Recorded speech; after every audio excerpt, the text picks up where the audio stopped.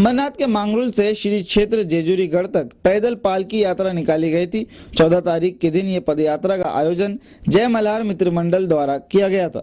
14 तारीख के प्रातःकाल से मंदिर में होम हवन पूजा पाठ का आयोजन किया गया था। इसके बाद सभी उपस्थित भाविकों ने पालकी का दर्शन लिया और उसके बाद पूरे भक्तिमय माहौल में यह पद यात्रा का शुभारंभ किया गया।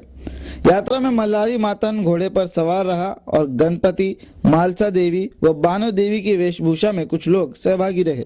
ढोल ताशे के साथ ये पालकी ने परिसर की शोभा बढ़ाई। मांगरुल गांव में जगह जगह पालकी में सहभागियों का स्वागत सम्मान किया गया। अंबरनाथ पूर्व में भी पालकी पहुंचने पर कैलाशवासी जयराम शंकर पाटिल के पेट्रोल पंप के पास पालकी का लेजिम बैंड से स्वागत किया गया। यहाँ पर भूतपूर्व नगर सेवक विजय पाटिल, भूतपूर्व नगर सेवक भगवान पाटिल, अंबरनाथ नगर परिषद के बांधकाम सभापति सदा पाटिल और नगर सेवक सचिन पाटिल द्वारा खंडोबा की पालकी पर विशाल फूलों की वर्षा की गई। रास्ते रास्ते पर पालकी का भव्य पैमाने पर स्वागत सम्मान किया गया। जी वार्ता के लिए अंबरनाथ से चंद्रकांत मोटे की रिपोर्ट।